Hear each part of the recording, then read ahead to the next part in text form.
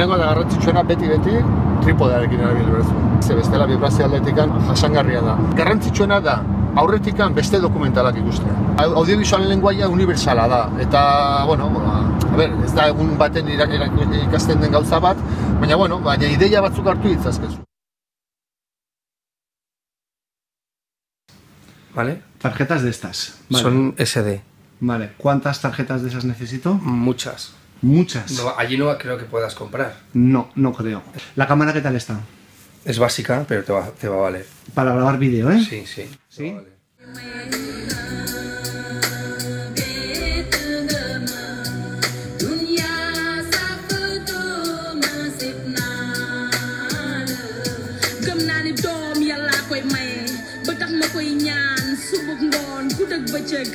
benn ci juróomi waxtu musuma raw maa ngi niroog fas buy daw te du musa raw ci yàlla xanaa gisoo ni ma sonnee ci àddina xanaa gisoo ni maa ngi ñàkk sama jëkkër gis naa ay jigéen yu am doom abandonné leen am na ñuy jot di sànni am na ñuy yàq seeni biir te dañuy delluwaat jël biir man maa ngi ci biir sëy torop te mënumaa jël biir lu tax man mënumaa am doom ci sama sëy xanaa gisoo ni maa ngi ñàkk sama jëkkër ma lay ñaan benn doom buy tax ma mën a sauver sama sëy dimbale ma yàlla sonn naa. À Valence, il y a plus de 1000 ans que nous cultivons le souchet, principalement pour l'élaboration d'un lait végétal appelé horchata. Il est une partie essentielle de notre culture. Le souchet est un petit tubercule aux propriétés uniques et aussi une des graines les plus anciennes de la planète.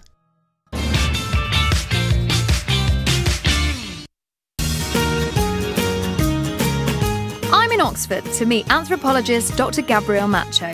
This is a relative who lived in East Africa for about 1 million years. He was mainly subsisting on these tiger nuts. That is your tiger nut. That's the tiger nuts. They must have been pretty nutritious. It is good for you. It is high in fibers, lots of minerals, vitamins, and essential fatty acids. With those gigantic teeth, our ancestors happily snacked on tiger nuts for over 1 million years. That is Valencia, the home of the tiger nut.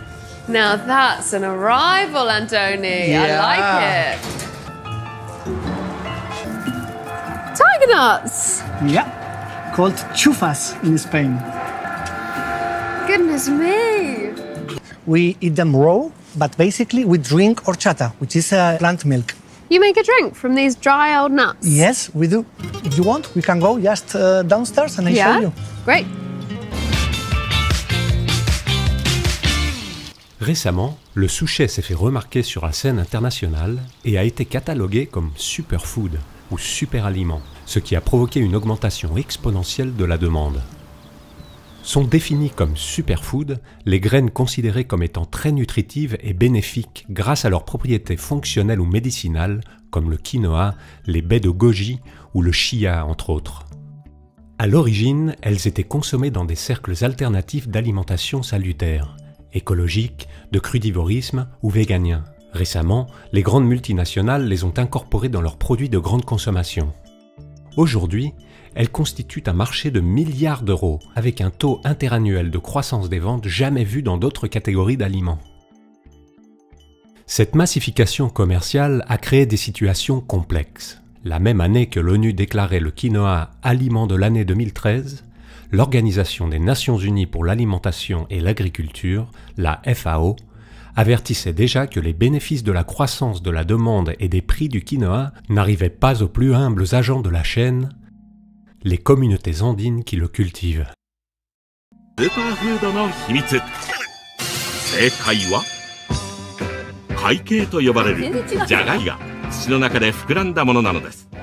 En 2016, le souchet devient à la mode au Japon comme super-aliment. Apparaissent dans les meilleurs supermarchés de Tokyo le souchet écologique avec le sceau d'appellation d'origine de souchet de Valence, un certificat européen de qualité et d'origine protégée. Cependant, l'emballage contient un souchet beaucoup plus grand et strié que le souchet de Valence.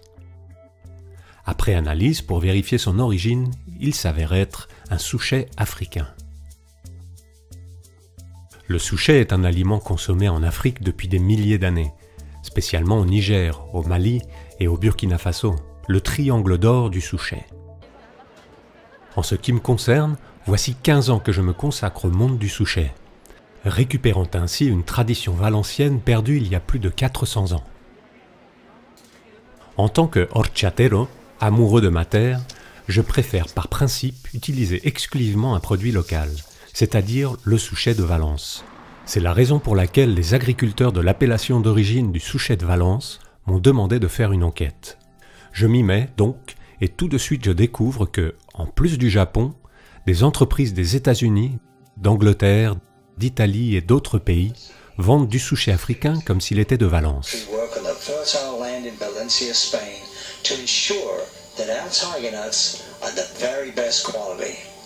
Entonces dice, sí, que sus chufas son de España, de Valencia, bla bla bla bla bla bla. Esa chufa es de África, no es de Valencia. And what happens now with the chufas? I don't know these chufas. These chufas, they don't look from Valencia. They don't look from Valencia. They are much bigger. They are much cheaper, no? Yes, they are much cheaper. It's another price, but I mean they are packed in Germany, and the label is in German. So I am like a little bit lost. They are doing something so that we cannot track this, you know? Yeah. Il est important de souligner que le souchet qu'offrent presque toutes ces sociétés internationales provient de fournisseurs de Valence qui, depuis plus de 2 décennies, importent des millions de kilos d'Afrique par les ports de Valence et Barcelone à un prix dérisoire. Une fois traité à Valence, la plus grande part de ce souchet africain est vendu comme s'il était de commerce équitable dans certains cas ou comme s'il était d'origine de Valence dans d'autres cas. À l'heure actuelle, il n'y a pas de données officielles sur les millions de kilos qui sont commercialisés annuellement. Les premières victimes de ces mauvaises pratiques sont les agriculteurs et le souchet local lui-même. Une des rares cultures rentables qui reste à l'agriculture de Valence. Cela fait longtemps que j'étudie le produit auquel j'ai consacré ma vie, et je fais part de mon savoir à l'occasion de débats dans les universités et auprès de mouvements comme Slow Food. J'ai voulu comprendre la culture du souchet en Afrique et surtout ce qu'il y a derrière ce commerce opaque. J'ai réfléchi longuement. La décision est prise, l'Afrique, mystérieuse et poussiéreuse, m'attend. Deuxième partie, Afrique. 29 novembre. Dans le sac à dos qui m'accompagne depuis que j'ai 18 ans, je mets 3 t-shirts, des sandales, mon portable, un trépied, la caméra et le micro, et en route pour Ouagadougou, la capitale du Burkina Faso. 30 novembre. Mon guide Bouba a été une grande surprise. À l'instant où je le rencontre à Ouagadougou, il me parle d'une de ses grandes amies de Valence qui vient également d'arriver. Janos, qui est employé de banque pendant 11 mois de l'année, consacre depuis 10 ans son mois de vacances à l'ONG qu'elle a fondée, CIM Burkina, pour aider les gens de Gawa, au sud du Burkina Faso. Janos me met tout de suite en contact avec un de ses grands amis, Justin Sigouinda, qui pendant plusieurs années a exporté du souchet à Barcelone et à Valence. 1er décembre. Il me dit qu'au Burkina Faso, ils se sont passés de très mauvaises choses dans le monde du souchet, et qu'il serait dangereux pour lui et sa famille d'en parler. Après 1 heure de conversation avec lui, il accepte enfin d'être interviewé.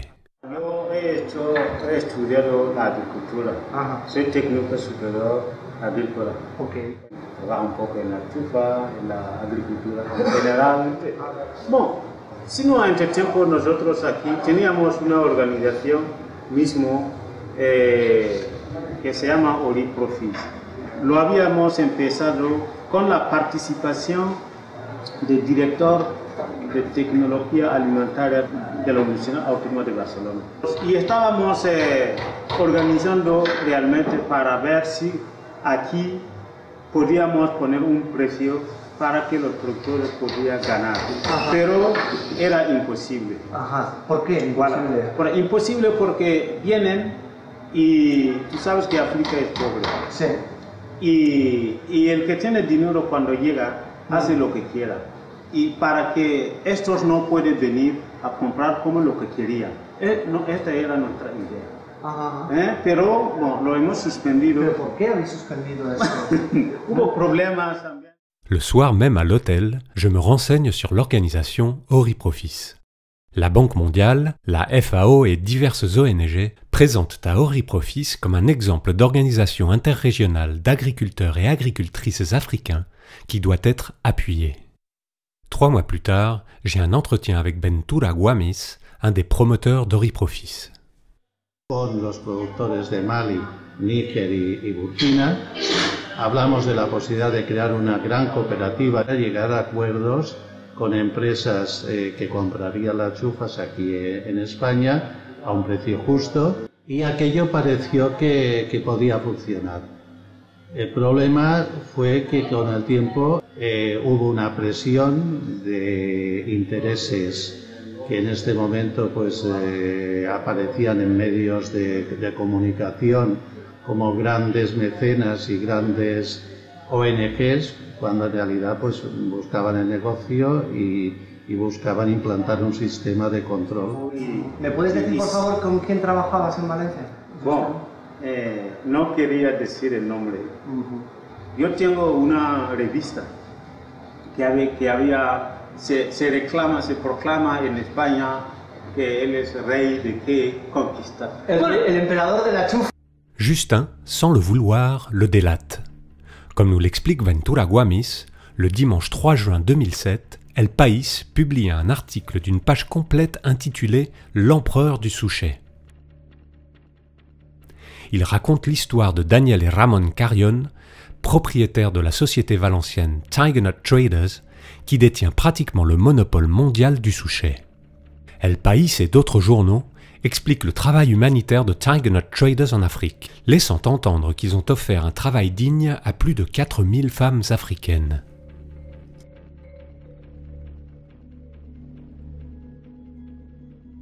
Y luego, uno de estos grandes compradores de chufa en Valencia se fue a Mali y allí han tenido problemas con la justicia porque bloquearon más de 4 o 5 contenedores que no han pagado a los agricultores y ya no iba a Mali.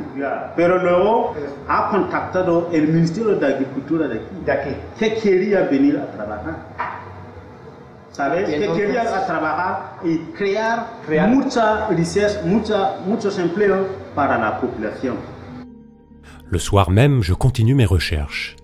Je trouve plusieurs articles des années 2003 et 2004 dénonçant une fraude présumée de grande envergure internationale de la part d'une société espagnole appelée RCA Records qui, en violation d'un contrat, interrompt l'achat des récoltes de plus de 8000 familles au Mali.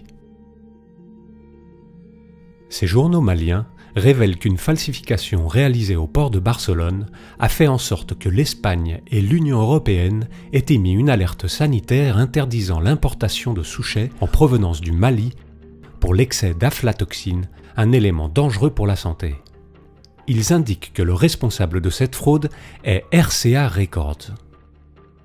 Au petit matin, j'obtiens le rapport financier de RCA Records et il apparaît que ses propriétaires sont les mêmes que ceux de Tiger Nut Traders. Mais il est déjà 3 heures du matin et tout à l'heure j'ai un autre rendez-vous. Rufin Toé, l'artisan horchatero de Ouagadougou, m'attend. La rencontre avec Rufin a été une expérience inoubliable. Rufin est économiste. Il a étudié en France et il a également tout laissé tomber pour se consacrer à la passion que sa mère lui a transmise depuis son enfance, l'horchata de souchet. Il me montre comment il prépare l'horchata et comment sa famille la distribue en moto au restaurant de Ouagadougou. Il m'informe sur ses recherches sur l'horchata, faites en France, et comment il refuse de la pasteuriser parce que la qualité nutritionnelle et le goût seraient radicalement modifiés. Nous passons des heures et des heures à parler de la vie, du souchet et de l'horchata. Dans le jus de souchet, je suis connu comme étant en tout cas un transformateur. Ah, Justin. Du coup, tu connais Justin? J'ai entendu parler de lui, mais je ne le connais pas. Tu ne le connais pas? Je ne le connais pas. Je sais que il fait partie des tout premiers à faire la horchata ici. Présentement, il y avait des groupements qui faisaient le sushi. Mais après, ça n'a plus marché. Pourquoi? Pourquoi? Parce que tout simplement, le prix auquel on achetait le sushi n'était plus rentable. Présentement, c'est la récolte. Il y avait un Espagnol à Bobo, c'est qui l'exporte. Il achète le sushi. Et lui, c'est pas bon. C'est pas bon. Cet article publié dans l'Observatoire de Burkina Faso en 2007 explique comment une société espagnole, Tiger Nut Traders, signe un accord avec le ministre de l'Agriculture de l'époque, Salif Diallo, garantissant l'achat de tout le suchet cultivé à un prix convenu.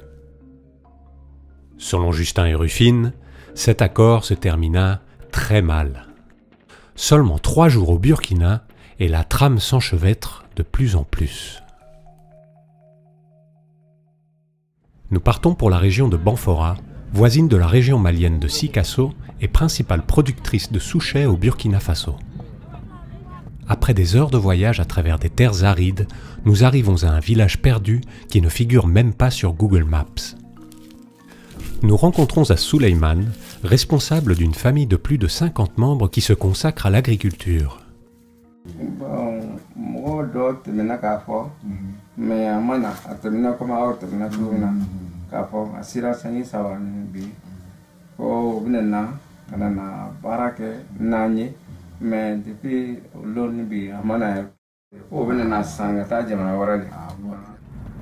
Nous passons au village suivant et visitons à quelques agriculteurs qui cultivent encore le souchet.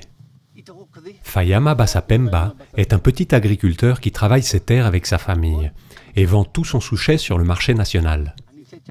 Il nous dit que le marché international ne l'intéresse pas parce que les prix sont inférieurs à ceux du marché local.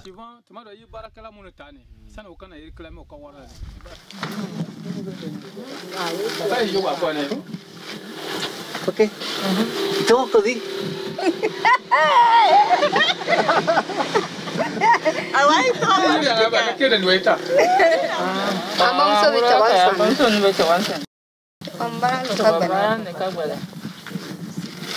Comme si ça me barre que ni tel ni temen ni bon ni temen ma la blancanya ni ma fati bi boroso ante ma tamorate nambure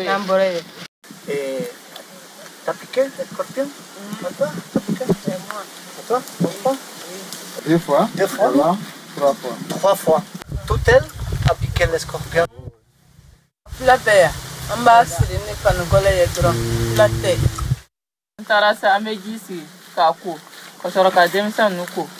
Kasoro ka daga sitara. Dada na amina kadi. Ya ibina kadi si bansan. Tese ka si bansan sina alifana na kwa ka fatso boy. Ima fanu ya. Fanu nogara. Ma kemer flani ni tara safinesa. Kusia ni ara tna se ka ta flasa ngadi ma fane ba ku. No one me boy fun. Ni ka fanu do. Lo mina bi na wa lo ntawara. Yani che chama Che. Ibi ja kan dembe.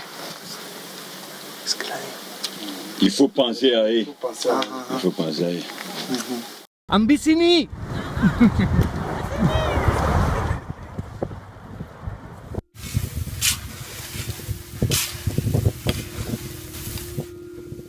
Le jour tombe et l'obscurité couvre d'un voile noir une Afrique aussi ravagée que mon âme.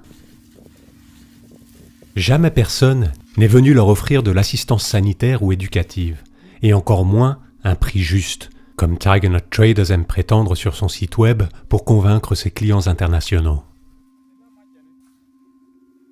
J'ai dans la tête l'image du souchet africain sur les étalages des supermarchés Whole Foods Markets aux États-Unis, vendu à 24 $ le kilo et acheté à 40 cents en Afrique. Ou dans les supermarchés du Japon, d'Allemagne, de Suède, d'Angleterre, de France, d'Italie. Je ne peux éviter de penser à toutes ces grandes sociétés espagnoles qui utilisent ou ont utilisé les souchets africains pour élaborer leur horchata industrielle que leurs clients boiront tranquillement chez eux, convaincus qu'elles ont été préparées soit avec du souchet de Valence, soit avec du souchet de commerce équitable.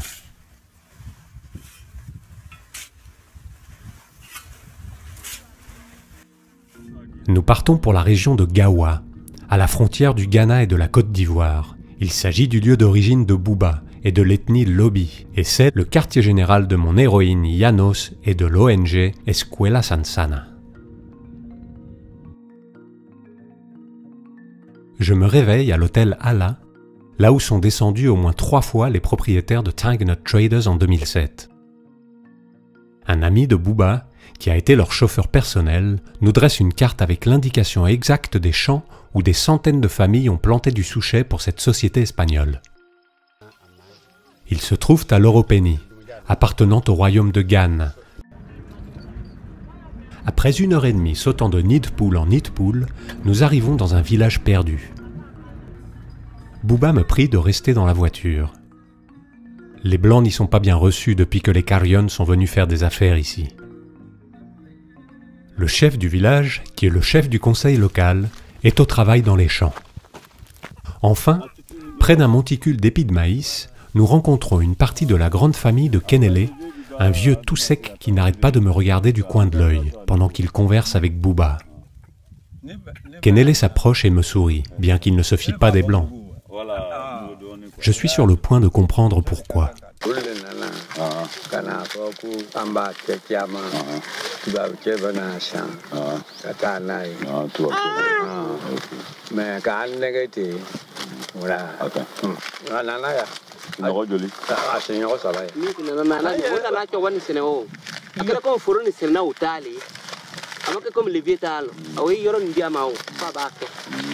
Donc sisan tubaabukɛ nin mana cɔgɔ nin kama wa donc musow ta nin tɛ se k'a bɔ donc a ye yɔrɔ dari sisan u kana sɛnɛ ten caman ka taa n'a ye.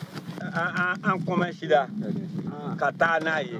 Bon comme o bɛ o ka ca nin o bon kalo kelen ni tere mugan kɔnɔna nin kɔnɔ o kun bɛ se ka kun ban mais a fɛfɛ ko nin kɔnɔ a bɛna kari ni kɔ sɔrɔ fana lon kelen nin voilà olu bɛ taa u ka nan sɔrɔ sisan ma kɛ comme o tun b'a kɛra an t'a voilà i bɛ yɔrɔ di ma n bɛ dom da ɲini nin a bɛ taa ale de nin. Moi j'ai fini, mais tu l'as dit, mais pardonne pour qu'est-ce que le blanc il a fait.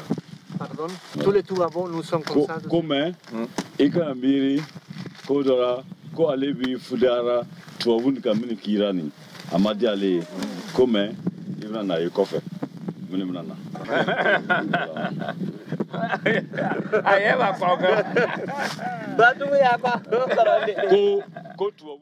Mon regard se perd sur l'immensité de ce qui avait été des champs de souchet, reconvertis maintenant en champs de maïs. Malgré tous mes efforts, je n'arrive pas à comprendre le comportement de certaines sociétés occidentales. Est-ce l'exemple que nous voulons donner en Afrique? L'Afrique, notre grenier de cacao, café, ivoire et des minéraux comme l'or, les diamants ou le coltan, spoliés systématiquement à l'encontre des règles internationales les plus essentielles du commerce. La femme de Kenele s'obstine à me montrer comment ils font la farine et à m'offrir du souchet.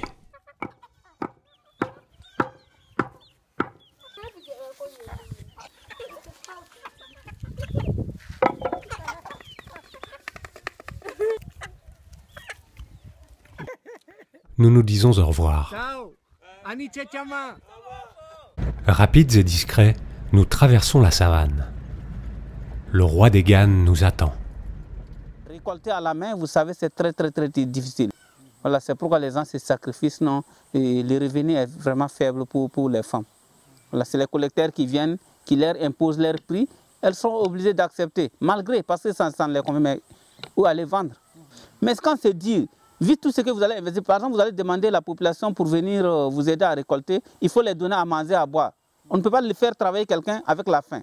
Et tout ça, ce sont des dépenses. Pour cultiver, il faut vraiment, ça fait des dépenses. Après, maintenant, si vous n'avez pas de revenus, vous voyez tellement que c'est dur. Mais si comme c'est dur aussi, nous voulons qu'il y ait vraiment un prix qui peut vraiment nous aider à pouvoir aller en avant.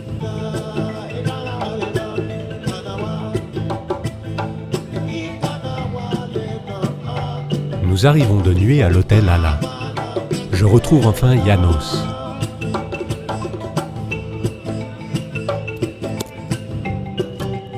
Elle aussi vient d'arriver après une très longue journée avec l'association des femmes de Gawa. Nous nous donnons les dernières nouvelles et je fais une copie de sécurité de toutes les interviews du Burkina. Chose promise, chose due. Je m'étais engagé avec Fernando Alonso, le président de l'ONG Escuela Sansana, grâce à qui j'ai connu Bouba, de faire un reportage graphique du travail réalisé dans les villages de la région. Nous sortons de Gawa pour aller visiter les villages de Sansana, Oli et Niono. Bouba me lance un défi, et en plus de photographier, je me mets à interviewer tout le monde. Les élèves, les professeurs, les directeurs de collège, l'association des femmes. Tout d'un coup, je passe de l'enfer au paradis. Le courage et le travail d'Escuela Sansana et de Llanos dans ce coin perdu du monde ne cessent de m'émerveiller. En voyant ces enfants dans leur classe, en train d'étudier au lieu de creuser dans ces mines de souchet ou d'or, je m'émeus profondément.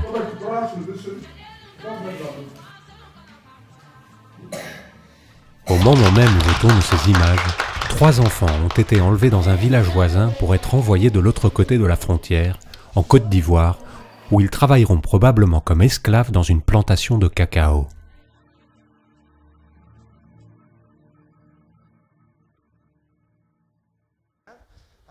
Nous prenons rendez-vous avec M. Sommet, responsable technique du ministère de l'Agriculture de 2003 à 2008. Le souchet dont le lancement de la promotion a été fait à l'Europénie en juin 2007. Le monsieur Carillon, c'est de lui qu'il s'agit, est venu, avait été reçu, je rappelle, il avait été reçu par le ministre, le président des conseillers techniques, et avait donc suggéré une hausse du kilo du souchet à l'achat.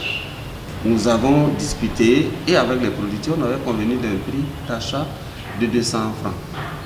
L'INERA s'était investi et s'investit toujours à la production du souchet en mettant à la disposition des producteurs les moyens, les outils agricoles pour réduire la pénibilité du travail. Vous savez que le souchet, c'est facile à semer, à désherber et tout, mais à la récolte, c'est toute une affaire. C'est très fort.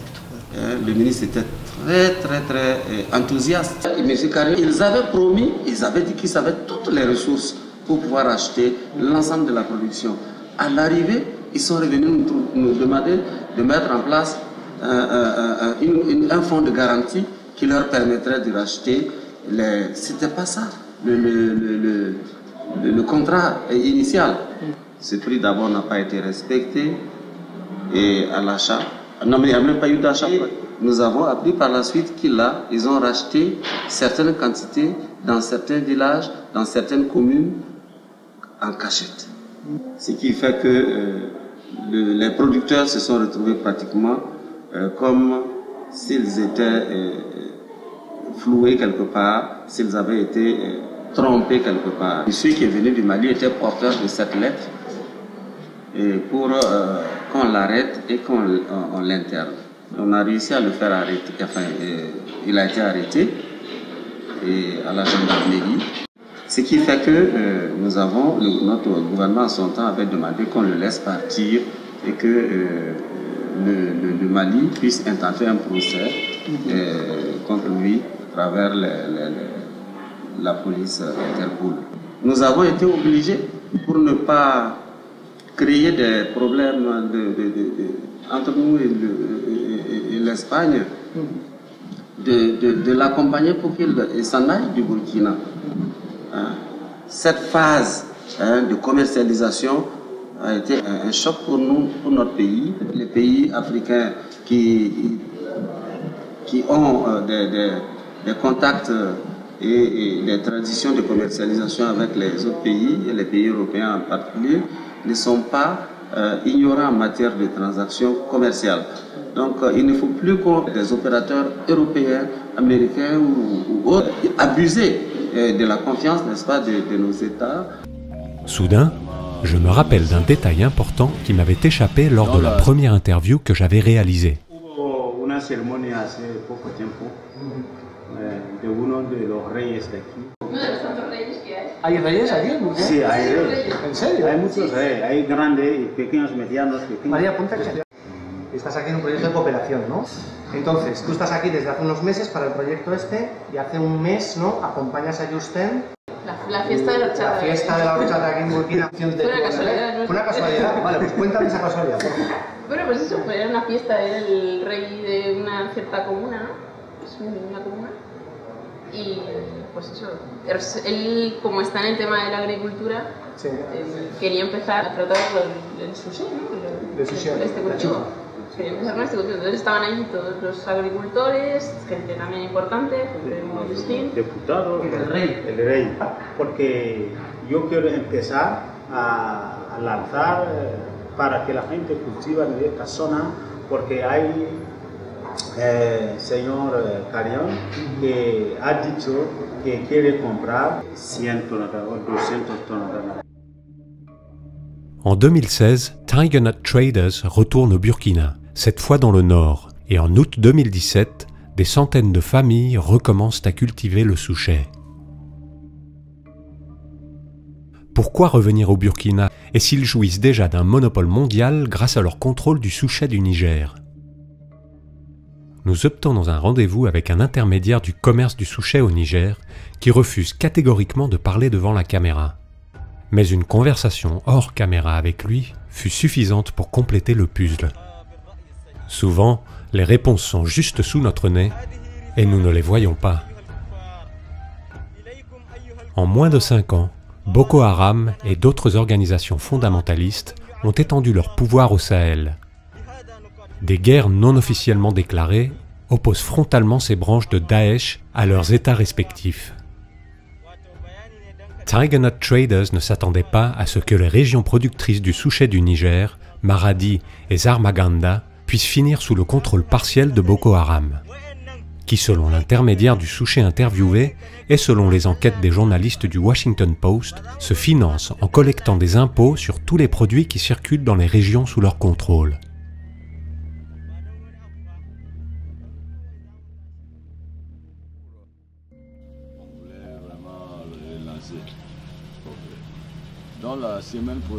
À l'hôtel, Bouba ne me laisse pas une minute tranquille. Il est obsédé par le Mali, où, selon l'Organisation de l'alimentation et l'agriculture des Nations Unies, le souchet est en 2002 le 4e produit le plus exporté du pays. Après plus de 10 appels, Bouba arrive à contacter Alassane Diarra, qui a été journaliste à l'Indépendant du Mali pendant plus de 10 ans. Monsieur Diarra dit qu'il est prêt à se déplacer à plus de 500 km de Bamako, son lieu de résidence, jusqu'à un point de rencontre au sud-est du Mali pour nous apporter une documentation clé pour l'enquête que je mène sur cette fraude présumée.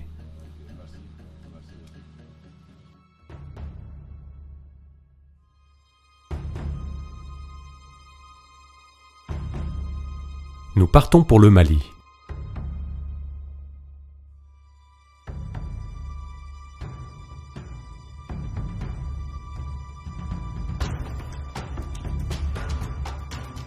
Après 100 km, la voiture commence à avoir des problèmes. Et nous n'arrivons au poste frontière du Sahel qu'à 5h15 de l'après-midi. Nous le traversons rapidement, direction Koutiola.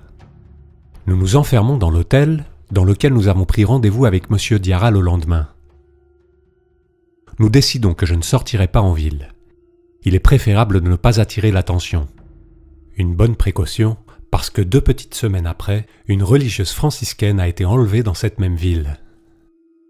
Nous dînons tout en préparant l'interview. Une dizaine d'années, quand j'étais journaliste au quotidien d'information L'Indépendant du Mali, j'ai eu à mener des investigations sur l'exportation du pois sucré en Europe, notamment en Espagne. Mais ma conclusion, elle est celle-ci. Et la preuve qu'il y a un réseau mafieux qui tourne autour de ça, que les paysans maliens, burkinabés, nigériens sont à la limite escroqués par des individus mal intentionnés. Il s'est trouvé que la société espagnole a menti sur toute la ligne en disant que le pois sucré malien qui contient des éléments toxiques. Dans le dossier, il est apparu un certain Ramon Cario. Donc, il avait été poursuivi pour escroquerie. Il a été interpellé par la justice pour prouver cette pratique est digne d'autres époques, est semblable à une recolonisation. Moi, cela n'est pas admissible et cela à la limite est même criminel. Diarra nous remet une documentation surprenante. Il s'agit du mandat d'arrêt international émis le 16 janvier 2009 par un tribunal du Mali contre les Carions de Tiger Nut Traders pour fraude, escroquerie massive et falsification documentaire qui ont jeté dans la misère à plus de 8000 familles. Il nous donne également une copie d'un autre mandat plus ancien contre Juan Gómez et Emilio Peña de la société Emilio Peña S.A., connue comme les Espagnols de Bobo. Le règne espagnol à Bobo, c'est qui l'exporte. Ce même jour, nous partons vers le berceau du sushi au Mali, Sikasso. Bueno, estamos saliendo de Kuchala, en Mali. Siempre estamos con el cliché este, ¿no? De, no, es que los africanos es que son corruptos y ellos mismos son, se buscan lo que tienen y tal. Ya, si los europeos en vez de estar simplemente sacando sus riquezas desde hace cientos de años, hubiéramos colaborado un poquito en su educación y en devolver un poquito de todo eso que les hemos cogido a nivel de recursos naturales, etcétera, pues probablemente no estaría pasando todas estas cosas que están pasando, ¿no? Y lo extraño es que tan poca gente, tan pocas cientos de miles de personas, ¿no?, intenten cruzar el Mediterráneo, porque la verdad que esto es tremendo. Si cualquiera de nosotros en vez de en Europa, en Estados Unidos, hubiéramos nacido aquí, de seguro que estábamos en una patera.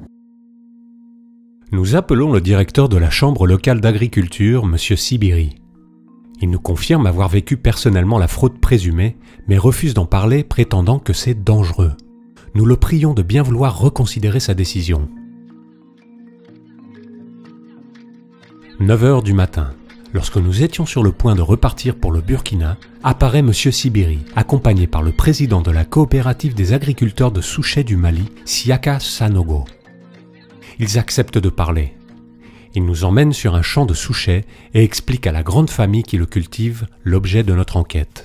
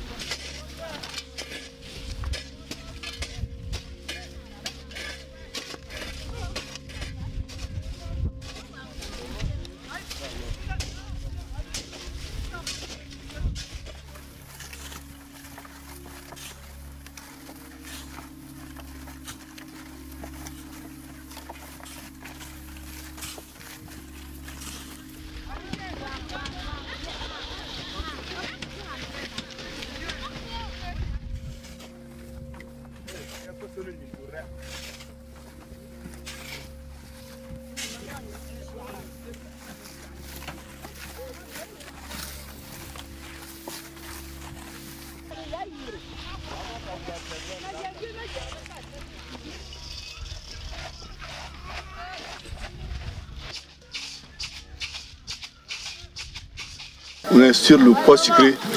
C'est une passion pour nous, puisque nos grands-parents, nos parents, nous on est nés dans le pois sucré et on veut rester dans le pois sucré, même si c'est pas rentable. Pourquoi ce n'est pas rentable? Parce qu'à l'Europe, à l'Amérique, maintenant, le pois sucré, c'est beaucoup de fashion. Et beaucoup de gens commencent à manger le pois sucré et c'est très cher. On a fait un recensement. Les producteurs de pois sucré ont été à 32 000 pour donner le produit, pour faire des mariages, pour traiter des personnes. Tout ça, c'est gâté. Travailler avec Carion. L'injustice, ça. C'est l'injustice. Ah oui, ça c'est clair. Mais malheureusement, pendant les années 2002 et 2003, il y a eu un problème qui est intervenu entre les productions et et son partenaire espagnol. Carillon, Raymond Carillon, qui est venu. Carillon est venu danser les balafons ici. Tu les connais, Carillon, personnellement? Très bien, il est venu danser les balafons ici chez moi. Pendant une nuit, ils étaient 3, Carillon, Emilio, et puis Mo. Swanso, comme ça fait plus de 5 ans, 6 ans, il est avec les Espagnols, il a connu bien beaucoup d'industriels. Travaille directement avec l'industrie, pas avec les Carillons. Et Carillon, qu'est-ce qu'il a fait? Maintenant, il s'est arrangé à aller coller un problème d'alerte rouge. Quand c'est venu, c'est lui-même qui a appelé ça. Il dit, toi, ton poids se crée bouclé avec Salif Sanogo, Salif Keita. On est allé jusqu'à Abidjan avec ça. Avec ça, ok. Quand on est arrivé à Abidjan, on a trouvé que le même numéro de plomb qui avait fermé le conteneur, ce même numéro a quitté Barcelone pour revenir à Abidjan. Des experts ici, ils ont analysé un plateau. Dire que ça a été de l'escroquerie.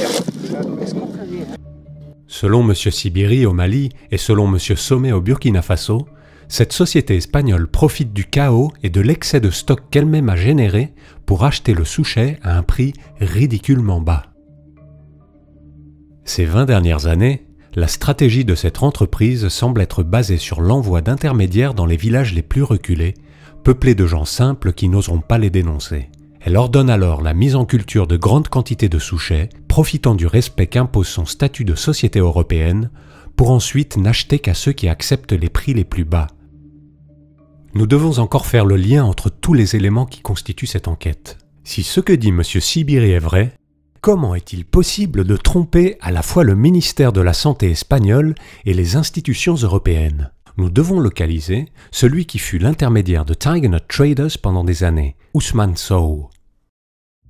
Après de nombreuses difficultés, nous pouvons enfin fixer un rendez-vous à Bamako, la capitale du Mali. En 1998, Ousmane se met à organiser des coopératives pour des milliers d'agriculteurs du Mali et du Burkina Faso, avec M. Bokoum, responsable à Sikasso de la Banque nationale du développement agricole. Il met en place un système de microcrédit, un calendrier des cultures avec leur rotation, un système de logistique pour le compost qui servira d'engrais, etc. Mais le plus important est qu'il signe avec les familles d'agriculteurs un accord sur le prix de 40 centimes par kilo, plus du double des 15 centimes qu'on leur payait à cette époque et qui ne couvrait pas le coût de production. Une fois le secteur bien organisé, et avec l'appui institutionnel des chambres de commerce et d'agriculture du Mali, Ousmane part pour l'Espagne. Là, il rencontre les 2 plus grands importateurs de Souchet. Il leur explique que le secteur s'est organisé en coopérative. Ces sociétés sont bien obligées d'accepter cette situation et d'acheter aux coopératives s'ils ne veulent pas courir le risque de se retrouver sans Souchet africain. Les importateurs signent le contrat et s'engagent à acheter 10 conteneurs par semaine durant la période de la récolte. Plus de 2 millions de kilos au total. Plus de 8000 familles se mettent à cultiver pour pouvoir honorer le contrat.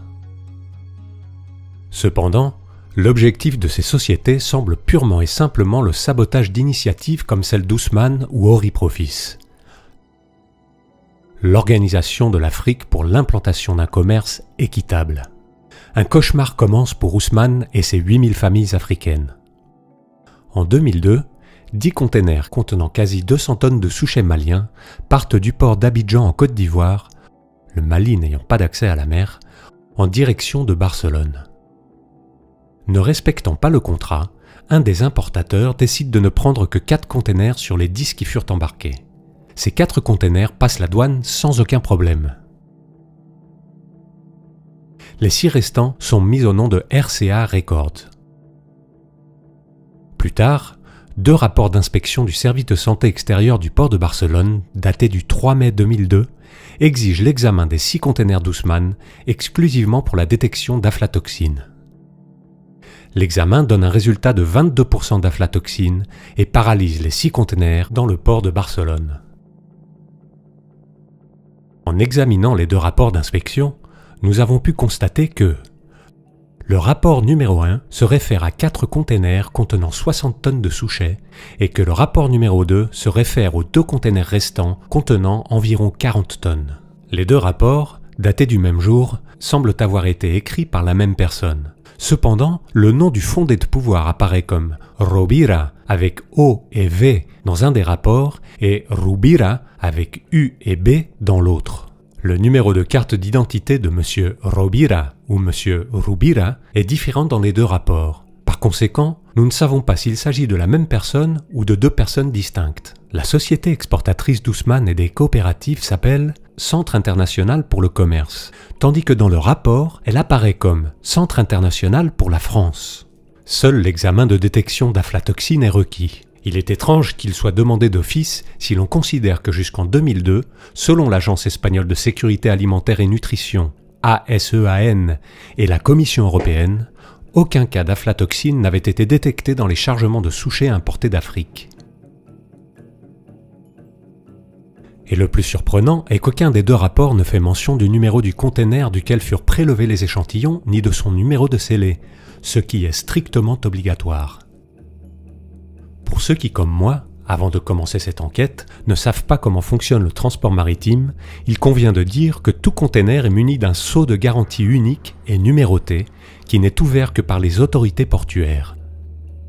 Un expert de plus de 30 ans d'expérience dans les ports espagnols nous explique que ces rapports d'inspection sont, pour nous faire comprendre, comme un procès-verbal de circulation sur lequel ne figurerait ni le numéro de plaque d'immatriculation de la voiture, ni le nom du propriétaire, ni son numéro d'identification, c'est-à-dire un rapport totalement irrégulier. En se basant sur ces rapports, le ministère de la Santé émit une alerte sanitaire contre le souchet d'Ousmane et de toutes les coopératives qu'il représente. Résultat, 6 containers sur les 10 initialement reçus sont renvoyés de Barcelone à Abidjan, alors que les 4 restants passent la douane sans être vérifiés. Ousmane et les coopératives d'agriculteurs engagent à la prestigieuse entreprise suisse SGS, Société Générale de Surveillance. En leur présence et de celle de Jean-Charles Sanson, responsable de Maersk, entreprise propriétaire des containers dans lesquels a voyagé le souchet malien, ils procèdent à l'ouverture des 6 containers. Maintenant, cette fois-ci, je demande le connaissement aller comme retour. Le document pour ces 6 conteneurs. J'ai rendu compte, les numéros de plomb sont les mêmes.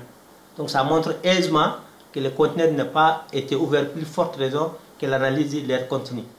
Arrivé de port d'Abidjan, comme je travaille en partenariat avec les coopératifs et l'administration, et j'ai demandé le président des chambres de camarades de commerce et les camarades d'agriculture, les coopératifs, qu'on aille à Abidjan pour constater. Arrivé sur place, on a commis un expert qui est l'EGS, on a réceptionné les conteneurs avec l'autorité d'Abidjan, port d'Abidjan et Maersk Line. Donc on a prélevé des conteneurs, on a prélevé l'échantillon dans tous les conteneurs sur le 6. EGS a donné un résultat aflatoxine 0 tous les 6. Un mois après l'arrivée du souchet à Abidjan, le 19 septembre 2002, une guerre civile éclate en Côte d'Ivoire et les 6 conteneurs restent bloqués dans le port. Un an après, en 2003, l'Espagne souffre la pire vague de chaleur de son histoire récente. La consommation d'horchata a explosé et il reste fort peu de souchets pour la saison suivante.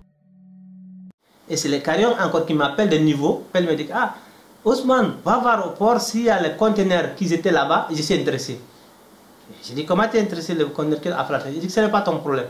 Tu ouvres, s'il n'y a pas des insectes, et si ça peut aller, tu me l'envoies. » Ousmane refuse de les lui vendre et prend contact avec la société catalane Multiproducts SL. Ousmane Sow n'a plus confiance en aucune société espagnole et exige à Multiproducts de nouvelles conditions. Lopez Multiproducts. Moi-même, je serai là-bas. Ensemble, on va faire l'analyse sur place. Si c'est avéré que cette aflatoxine existe, le produit est de moi. S'il n'y a pas d'aflatoxine, qu'il paye. Donc, il m'a autorisé de le faire et je l'ai envoyé les choufas. Le même souchet que celui de 2002 retourne à Barcelone, reconditionné dans 5 nouveaux containers de Maersk. L'interminable voyage en boucle continue. Arrivé au port de Barcelone, on a commis l'expert comme prévu, qui a prélevé l'échantillon devant moi et lui. Donc, on a demandé qu'il envoie sur le 2 laboratoires. Un laboratoire à Barcelone et une autre à Madrid, PP Plus et Anebiol, SL.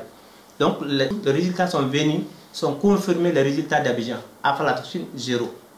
L'accord que j'avais avec Multiproduits, et déjà, moi j'ai fait ma part de l'accord, ça doit rester de me payer, donc il n'a pas respecté cet engagement. Et Multiproduits n'a pas voulu. Ousmane découvre enfin ce qui se passe. C'est un piège. Multiproducts est de mèche avec Tiger Nut Traders. Ousmane donne alors l'ordre à Maersk de transférer à Valence les 5 containers bloqués à Barcelone qui génèrent des frais journaliers qu'il doit payer. À Valence se trouvent les principaux acheteurs. Il les contacte tous. Donc les plus grands acheteurs, je les ai contactés, ils n'ont pas voulu. Il dit qu'il veut, mais il ne peut pas acheter. Parce que Carrion est là en train de les ménager. Ousmane reçoit alors un appel. Si tu veux faire des paysans ou de l'argent. Si tu veux de l'argent, on va gagner de l'argent. Si tu veux des paysans, il faut aller avec les paysans. Il s'agit d'exactement le même système que celui utilisé par les multinationales qui ont spolié l'Afrique depuis l'époque de la colonisation, celle de corrompre les dirigeants africains. La néocolonisation. Il refuse de vendre le Souchet. Cela fait maintenant presque 3 mois qu'il est en Espagne, alors que son voyage n'aurait dû durer qu'1 semaine. Tout d'un coup, une nouvelle alerte sanitaire est émise depuis Madrid contre les 5 containers d'Ousmane à Valence. C'est la seule alerte sanitaire de l'année 2004 émise par l'Agence espagnole de sécurité alimentaire et nutrition, l'AESAN, selon son rapport à la Commission européenne. Une alerte concernant le même Souchet qui avait été signalé 2 ans auparavant à Barcelone. Un Souchet qui, selon toutes les analyses indépendantes effectuées, ne contient aucune aflatoxine. Lundi matin, c'est le Carrion qui m'appelle, au premier heure. Il m'a dit que désolé pour le Mali, désolé pour le Burkina, il y a eu la lettre rouge sur ton produit. Le matin, moi, on s'est rendu aux portes, avant le responsable de sanitaire, et il dit effectivement, il a reçu le même soir l'alerte provenant de Madrid, mais lui-même, il est étonné. S'il y a l'anomalie sur le produit, c'est lui qui doit avertir le Madrid, mais pas le Madrid lui informer sur l'alerte. Donc lui-même, il reconnaît que c'était une fausse alerte. Mais comme c'est le ministère, il ne peut rien faire. Un important fabricant d'horchata industriel prévient Ousmane. On dit, ah, faites attention, parce que l'autre, si il te voit, il peut te faire mal. J'ai dit, mais il ne peut pas me faire mal plus que qu'il a fait. Donc il passe unique solution, le conseil d'amis qui me donne, que je le vende le Carrion à prix qu'il veut, et que je n'ai qu'à même faire attention, de vraiment chercher une solution, de coopérer avec lui. Sinon, je risque même de ma vie, selon lui. Aussi, mon visa était fini. J'ai prolongé 2 fois, mais j'avais plus de possibilité encore de le prolonger. Ok, donc il est venu, on a fait un accord, il a payé 3600, il me l'a donné 3000, il a fait le papier. J'ai pris l'avion et je suis parti au Mali.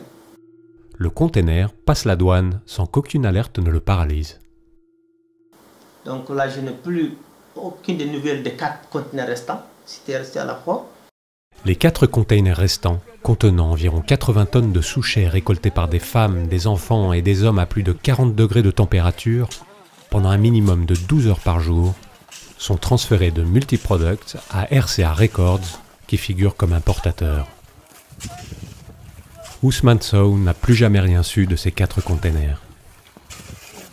Dans l'avion, de retour vers le Mali, il se demande comment il va pouvoir expliquer à ces milliers de familles pourquoi de nouveau on ne leur a pas payé leur récolte.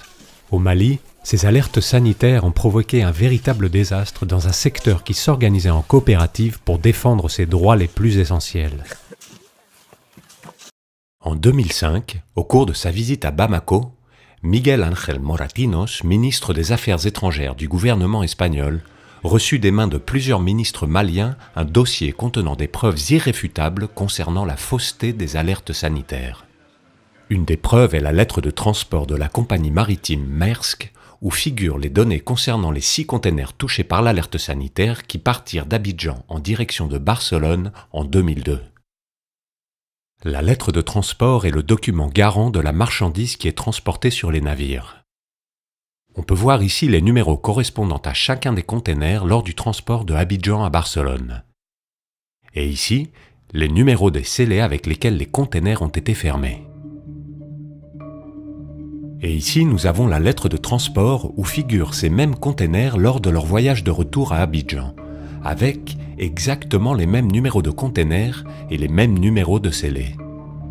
Tout comme l'explique Ousmane Sow, les containers ne furent jamais ouverts à Barcelone et aucun test de détection d'aflatoxine ne fut réalisé au Souchet des coopératives. Le gouvernement espagnol fut informé à l'aide de ces documents que les alertes étaient fausses. Mais rien ne fut fait. Des millions de personnes en Afrique ont souffert et continuent de souffrir des conséquences de cette connivence entre certains entrepreneurs européens et certains représentants politiques insensibles qui facilitent ce genre de pratiques commerciales spoliatrices. Nous espérons sincèrement que le gouvernement espagnol et la Commission européenne rectifieront ces fausses alertes sanitaires, vu qu'il existe des précédents pour lesquels ils ont été bien plus diligents. El gobierno confía en que hoy en Europa se levante la alerta sanitaria a los pepinos españoles. El pasado jueves, Alemania hacía públicas sus sospechas de que pepinos procedentes de España eran el origen de las infecciones por la bacteria E. coli. Entonces, Bruselas activó la alerta sanitaria sobre estos productos. Menos de una semana después, la ha retirado.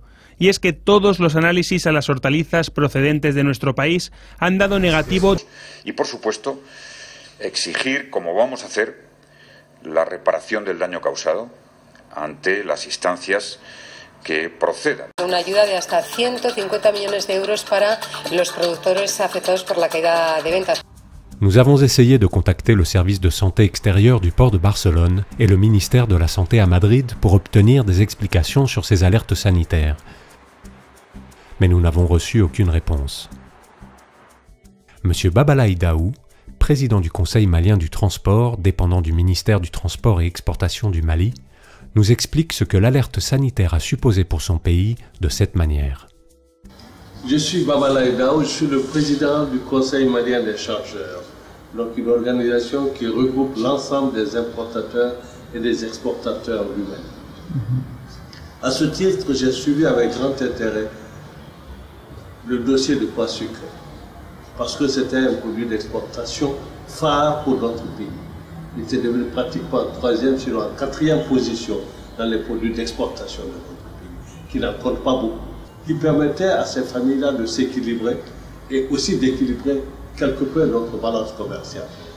Ce problème qui est posé aujourd'hui, qui a handicapé le Mali et d'une façon générale tous ces paysans-là, a des conséquences énormes. C'est un produit qui crée de l'emploi pour plus de 3,5 millions de personnes qui vivent du coton. Mais parce que le coton, lui, tout seul ne suffit pas, il y avait à côté ce pois sucré. Tout ça du jour au lendemain, malheureusement, avec ce qui arrive, nous sommes trouvés handicapés de cela. Et c'est une perte des plus énormes pour nous. Quand vous avez aujourd'hui des bagarres partout, parce qu'il y a trop d'injustice. S'il y a la justice, tout fonctionne. S'il n'y a pas de justice, c'est très grave. Et c'est ce qui est en train de passer aujourd'hui.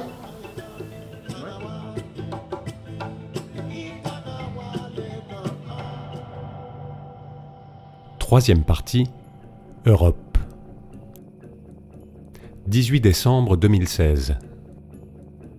J'atterris en Europe en état de choc. Et la première chose que je fais est d'aller parler avec les agriculteurs de Valence. Ils me font savoir que Tiger Nut Traders a récemment présenté sa sollicitude pour s'incorporer à l'appellation d'origine du Souchet de Valence, avec l'appui d'importants représentants institutionnels et provoquant l'étonnement et la fureur des agriculteurs. Je passe les premiers mois de l'année à écrire le premier scénario de ma vie et à apprendre à monter les plus de 100 heures d'enregistrement dont je dispose. En même temps, je continue mon enquête. En février, nous visitons la foire écologique la plus importante, Biofach, à Nuremberg, en Allemagne, un des pays avec le plus grand niveau de sensibilisation écologique, où même McDonald's a un menu bio. D'importantes sociétés présentent leurs nouveaux produits. Muesli de Souchet, crème, farine, lait végétal, toutes ces sociétés utilisent exclusivement le Souchet africain. Elles possèdent toutes leurs certificats bio, mais aucune n'affiche le sceau de commerce équitable. Écologique, biologique ou organique sont des synonymes qui s'appliquent aux produits provenant de l'agriculture écologique qui n'utilisent pas d'engrais chimiques ni de graines génétiquement modifiées et qui respectent les cycles de la terre. D'autre part, le commerce équitable signifie que les agriculteurs qui cultivent nos aliments, les couturières qui confectionnent nos vêtements ou les ouvriers qui assemblent nos gadgets favoris reçoivent un salaire digne, évitant ainsi des situations qui occulteraient une espèce d'esclavage du XXIe siècle. Mais revenons à Biofar. La société Govinda, client de Tiger Traders, explique dans ses prospectus qu'en achetant ces souchets, vous aiderez grandement les enfants africains. El papel de los importadores en las alertas sanitarias que hubo en 2002 y en 2004 fue bastante limitado, porque obviamente cuando quieres importar no pides un producto que venga con micotoxinas. Ciertamente las aduanas y los sistemas sanitarios de las aduanas hicieron su trabajo correctamente, como siempre. La mercancía no llegó a salir del puerto, se volvió a su país y allí se destruyó. Que es un acta en la que, del 3 de mayo del 2002, en la que vosotros sois los importadores, la RCA Records, ¿no? Vosotros los importadores. Puede ser que la recibamos, pero realmente no guardamos una documentación de esto que tiene más de 15 años. Vale. Perdón. Buenas. Que estamos grabando. Por lo cual, según estas fuentes, no fue destruida la chufa y se volvió a mandar a España un año después y todos los análisis salieron negativos en aflatoxinas. Y queríamos preguntaros a ver, porque es que es difícil de entender, ¿no? Luego te voy a contar yo la película completa para que te enteres, porque te veo desituado. A ti o a quien te apadrine, en este caso, estáis fuera de la realidad de los sucesos, lo que ha pasado y lo que está pasando. No tenéis ni puta idea. Está grabado eso, pero la palabra ni puta idea. Vale. Ni puta idea. Vale, bueno, pues... Yo no sé quién os ha conducido aquí, a esta casa, que es la casa más seria de chufas que hay en España y en el mundo. Del reportaje que te hayan contado, todos los chiquiricuatres que hay por ahí. Ramón, mandé las preguntas por adelantado, os solicité la entrevista, pusisteis una serie de condiciones, las he aceptado todas. Pero eso yo cuando se lo dije a Daniel, le dije, digo, el chico este, que no se veía que era tú, quien fuera que viniera.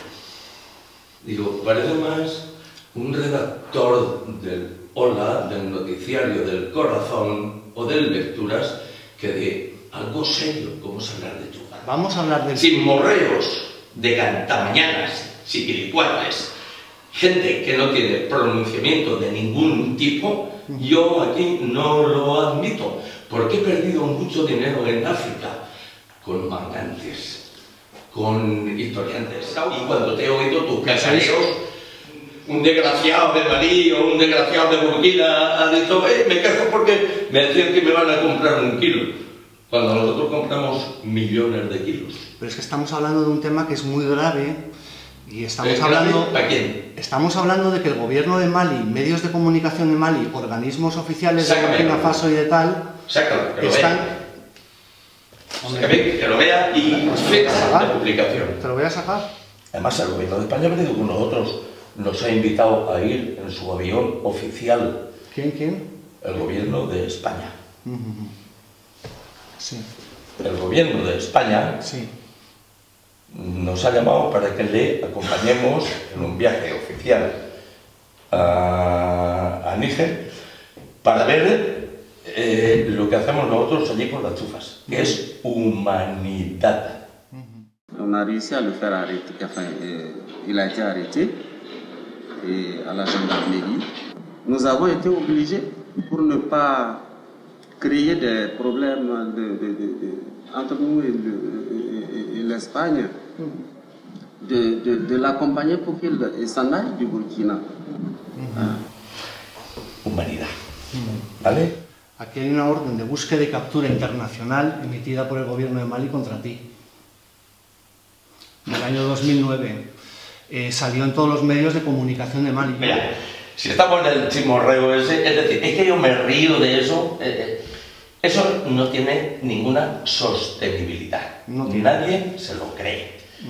Y te digo, olvídate de eso, digan lo que quieran los que están rabiando. ¿Sabes quién rabia? Todo el mundo, que no seamos nosotros. Todos los demás, el mundo entero, es el mundo relacionado con las chufas. Todo el mundo relacionado con las chufas rabia. Porque nosotros estamos en el éxito y ellos no están. Esta es una orden de búsqueda y captura oficial. Igual que supuestamente en 2007 parece que estuviste una noche en la gendarmería en Ouagadougou. Vamos a ver, ¿quién te ha contado a ti eso? Blaise Compaoré, presidente en ese momento de Burkina Faso. No he conocido a Ali Diallo, ministro de Agricultura. No he conocido o cualquier feriantillo de los que van a Liria en San Miguel a vender 4 churros. Ramón, ¿quién te lo ha contado? No me lo ha contado ninguno de los que estás diciendo. Fíjate, ninguno, ni les conozco. No conozco, yo no trato a esos niveles. Por lo tanto, o sea, yo mira, te voy a decir una cosa. ¿Te llamas cómo? Andoni. Andoni, vale. Yo tengo mucha energía. Sí, ¿vale? ya lo veo. Tengo 66 años y tengo energía combativa.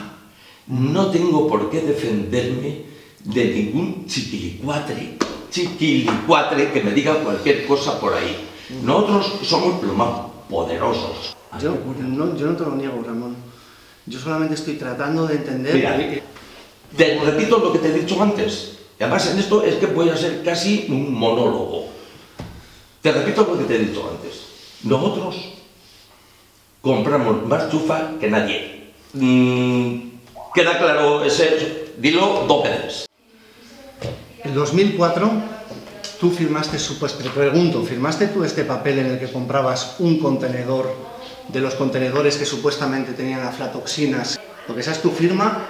No, esa es mi firma, esa es mi firma. Pregunto. Esa es mi firma. Yo te digo la realidad de las cosas, aunque sea, digamos, de la literatura barata. Eso pertenece ya a la literatura barata. Pero una pregunta, ¿cómo es posible que compres un contenedor que al cual se le ha decretado una alerta por aflatoxinas? No.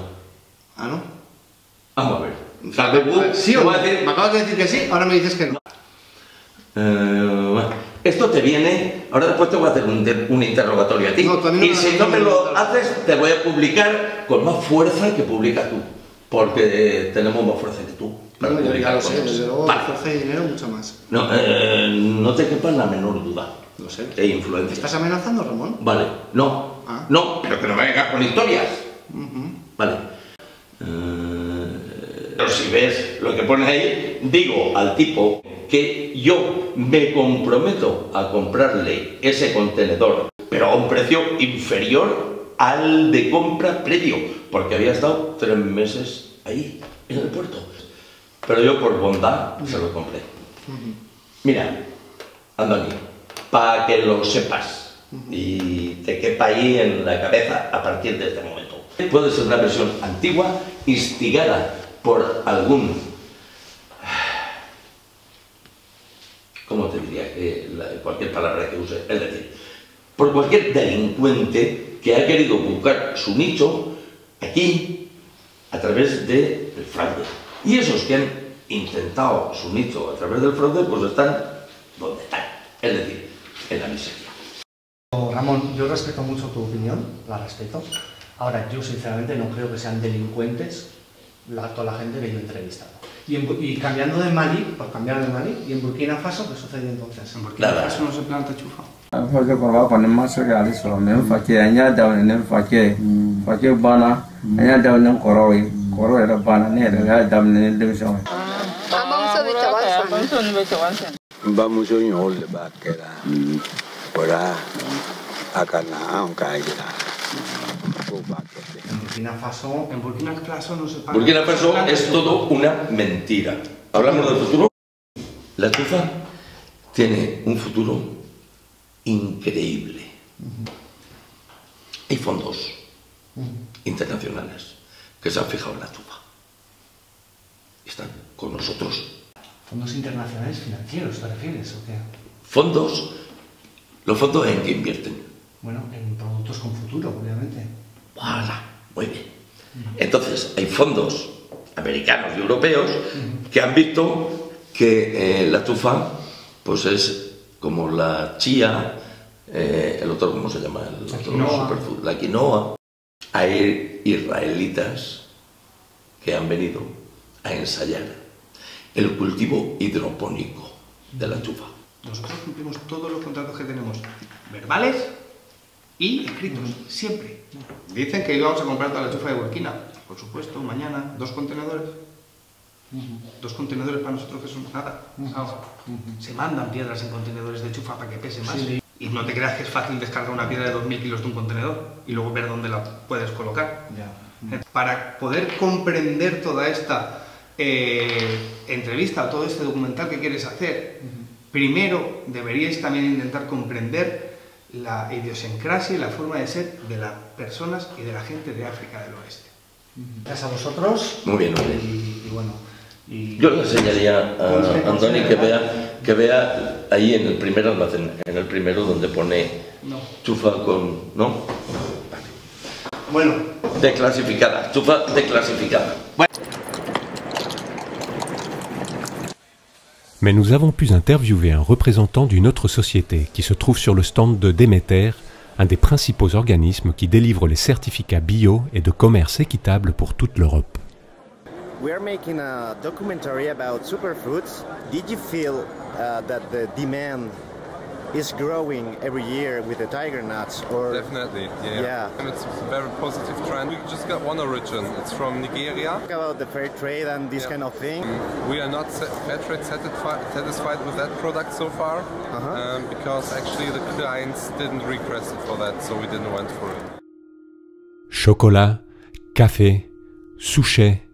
À quoi sert-il qu'un produit soit bio s'il est récolté par des êtres humains en régime de demi-esclavage? Pour moi, il est très clair que les produits de grande consommation qui parcourent des milliers de kilomètres et qui sont malgré tout meilleurs marchés que les produits locaux, en plus de l'empreinte carbone générée, proviennent probablement de situations d'injustice sociale. Mais les produits bio peuvent aussi venir du dumping social. Écologique devrait toujours être accompagné de commerce équitable. Parallèlement, l'Europe devrait améliorer ses mécanismes de contrôle et de traçabilité pour éviter que certaines sociétés européennes présentent leurs produits comme étant de commerce équitable quand ils proviennent, pour le moins, de commerce inéquitable. Les citoyens et citoyennes européens avons le droit de connaître l'origine et les conditions réelles de fabrication d'un produit, en accord avec la normative européenne d'étiquetage qui, du moins en Espagne, n'est pas respectée. Mais si les institutions n'assument pas cette responsabilité, nous, les consommateurs, avons le devoir de réagir. Personnellement, j'ai commencé à regarder de plus près les étiquettes lorsque j'effectue un achat, et je n'hésite pas à demander l'origine des produits ainsi que les conditions dans lesquelles ils ont été fabriqués. Certains commerçants m'ont regardé avec surprise, d'autres avec un certain dédain, et la majorité comme si j'étais d'une autre planète. Indépendamment de comment nous pouvons être perçus, nous avons la responsabilité d'exiger les informations sur l'origine des produits que nous achetons. Partout, toujours, online, sur les réseaux sociaux, sur des formulaires de réclamation, partout où cela est nécessaire. On nous fait croire que nous votons tous les 4 ans, mais détrompons-nous. Nous votons tous les jours, chaque fois que nous faisons un achat. Ce n'est pas la même chose d'acheter le produit d'un petit producteur local que celui d'une multinationale. Et ce n'est pas pareil de laisser son argent directement à la famille d'un petit commerce plutôt qu'à une grande chaîne de supermarchés. Mais même si l'achat est fait dans un supermarché, ce n'est pas la même chose d'acheter des produits d'une origine plutôt que d'une autre, avec un certificat ou un autre. Nous ne nous imaginons même pas le pouvoir que nous avons, ni l'impact qu'un seul achat, inférieur à 1 € peut générer dans la vie de certaines personnes, proches ou éloignées. 4e partie. Mousso Faso.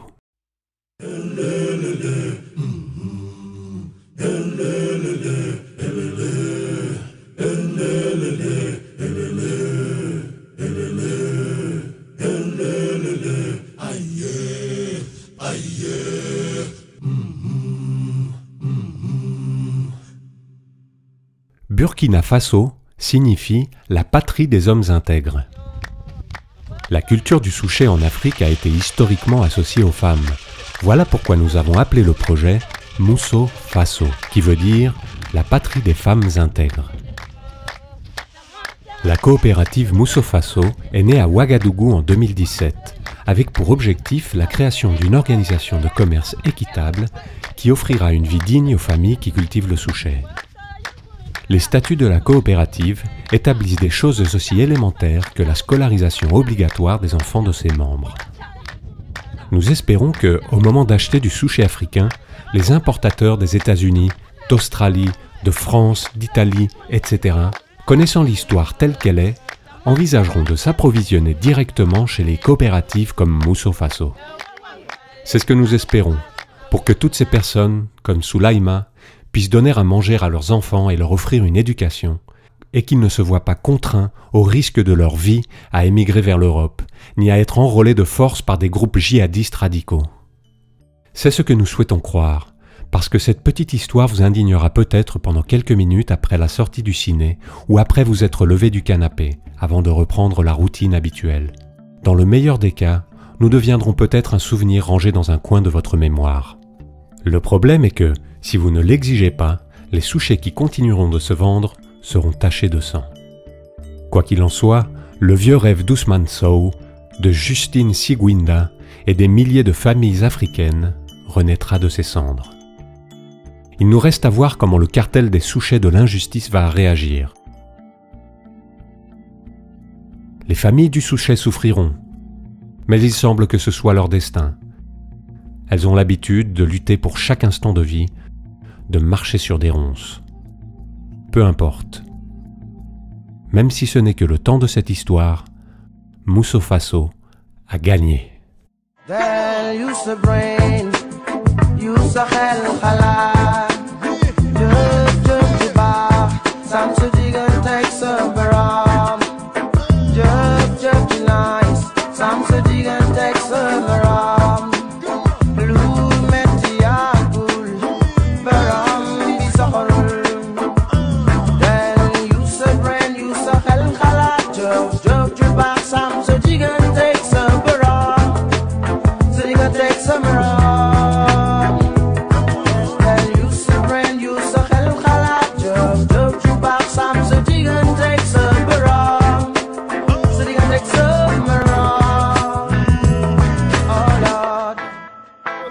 On est allé à Valence. Carion, il nous a cachés pendant 5 jours. Ils ont dit que si jamais les producteurs espagnols nous voient, ils vont nous attaquer. Pues si me trobara a dos famílies o a unes famílies de llauraors africans que vingueren així de visita, pues a veure li preguntaria pues, com ho cultiven, com reguen, com ho cullen, si s'assembla a veure com ho fem així. Coses de llauraors que m'agradaria saber com ho fan. I com no, clar que sí, com tota reunió entre persones, la faria al costat de convidaria una paella, claro.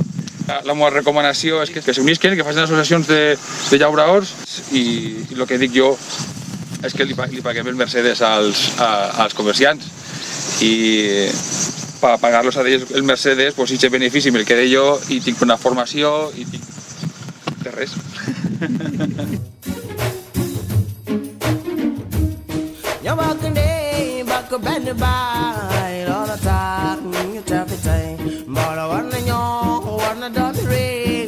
Africa, tenho belong.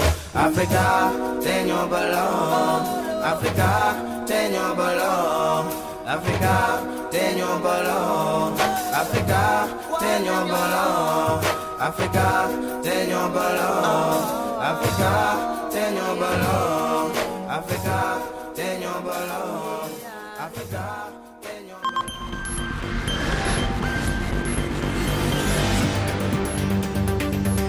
L'actualité, c'est aussi cette polémique. Aujourd'hui, le pois sucré du Mali, communément appelé djogon, n'est plus prisé sur le marché international. Il y a une campagne d'intoxication de la part d'un Espagnol appelé Ramon Carrion. Et les producteurs de pois sucrés demandent à l'État du Mali de mettre en application le mandat d'arrêt international à l'encontre de Carrion. Payent au prix qu'ils veulent.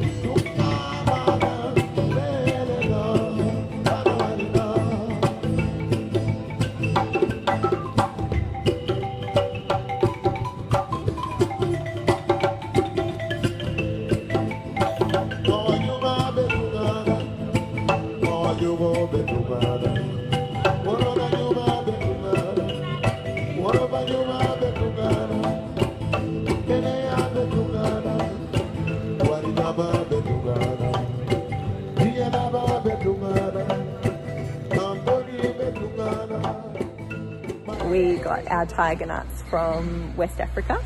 So we sourced our tiger nuts from Burkina Faso from a female farming collective called Musso Faso, which we discovered via their documentary.